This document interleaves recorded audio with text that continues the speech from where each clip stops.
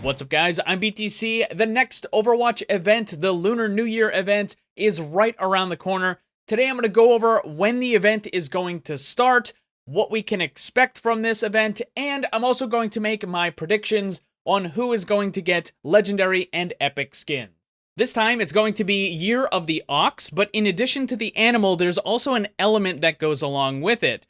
Fire, earth, air, water, wood, or metal, and in this case, it's going to be metal. So it's Year of the Metal Ox, which immediately made me think of Elite Tauren Chieftain, which is a metal band that performs in a bunch of different Blizzard games. I don't know where it started. It could have been Warcraft 3 or maybe World of Warcraft or something, but you see this character throughout all the different games now. It's in those Warcraft ones, it's also in StarCraft. They've put the Elite Tauren Chieftain in Heroes of the Storm. They put him in Hearthstone.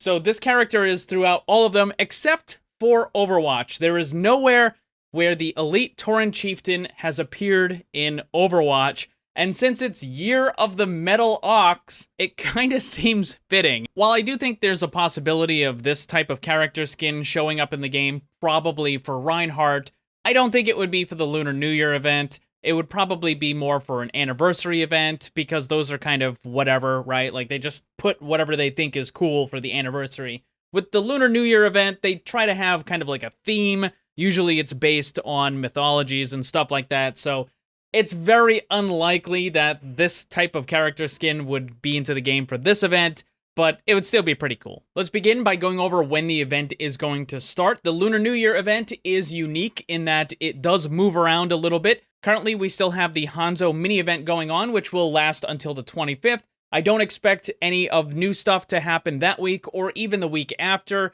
The Lunar New Year event is almost certainly going to start in the second week of February, probably the 9th or the 11th, which is the Tuesday and the Thursday of that week. So what sort of new stuff and changes can we expect with this year's event? Unfortunately, not a whole lot.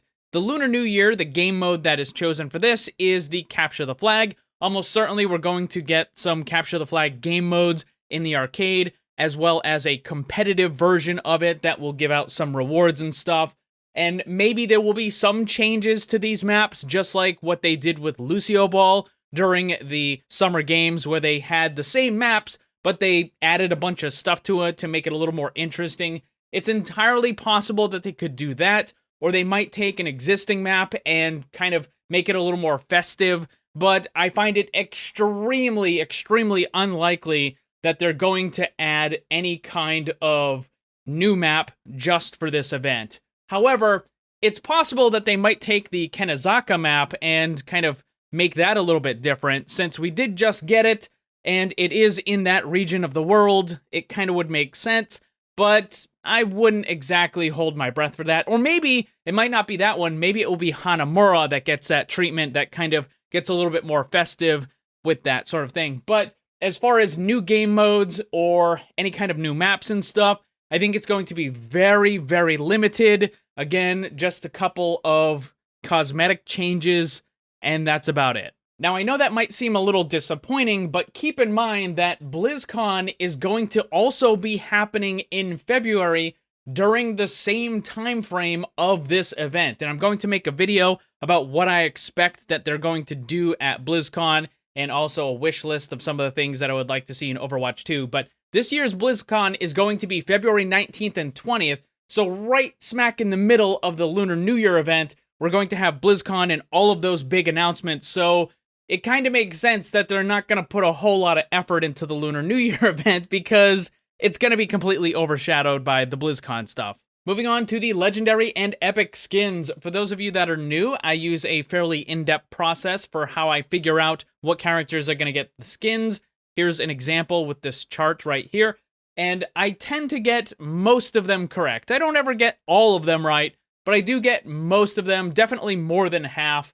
So let's go over all of my predictions for this upcoming Lunar New Year event. There's a couple of things to consider. First, what characters haven't been getting a lot of stuff lately?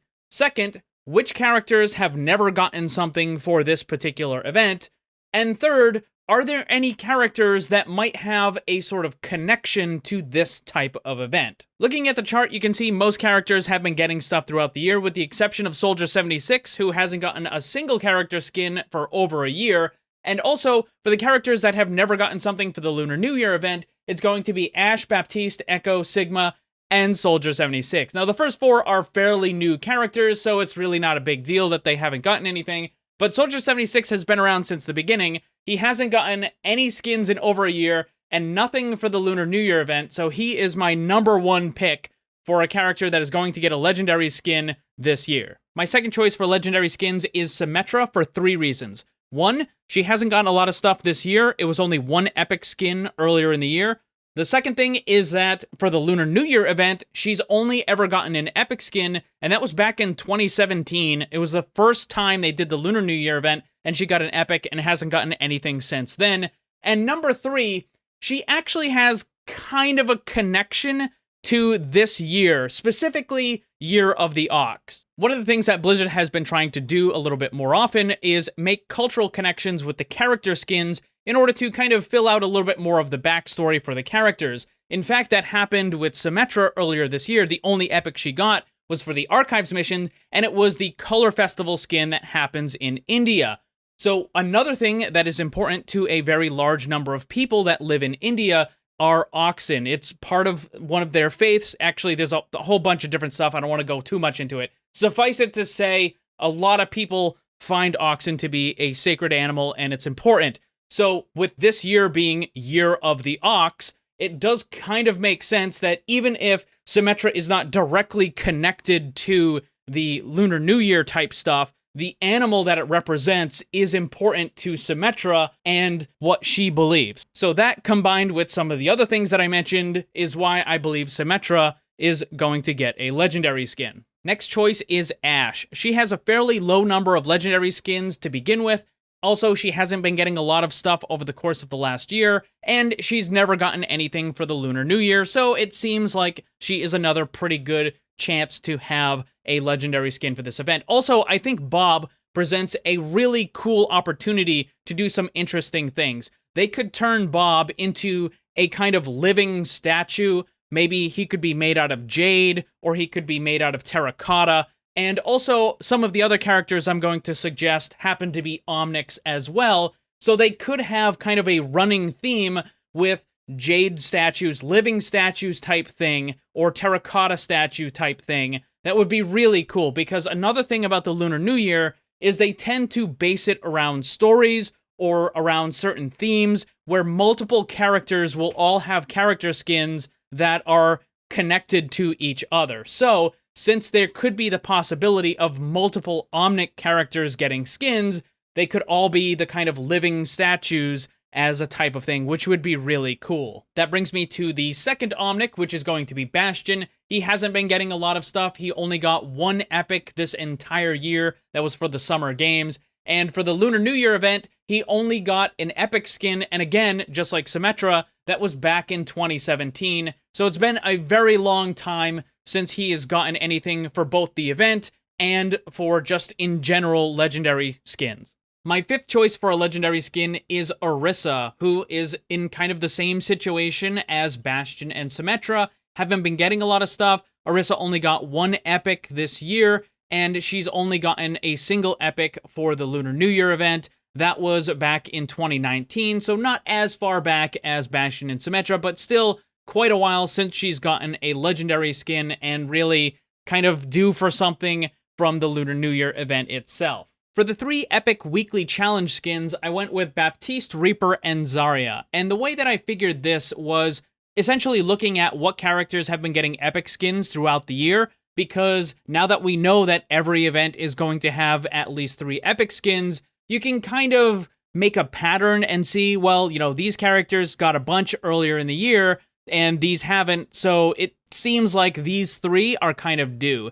Now, Baptiste never gotten anything for the Lunar New Year. It's entirely possible he could get a legendary skin instead, but kind of think that he might get an epic instead of that. And for Reaper and Zarya, while they do have some pretty awesome looking legendary skins from the Lunar New Year, that was a little while ago, and they haven't been getting a lot of, neither of those characters have been getting epics for quite a while. So both of those characters, I think, are pretty good choices for the epic skins, and Baptiste has a decent chance as well. So those are my legendary and epic predictions. Now I want to know, what are yours? Pick 5 characters for legendary skins and 3 for epics, and leave your predictions down in the comment section below. Also, if you've been watching the video all the way to this point, then you're probably a pretty dedicated fan, and I want to let you know that I am going to be ramping up the rewards for the Paragons, which are going to be the channel members. You can join the channel. There's a little join button down next to the subscribe.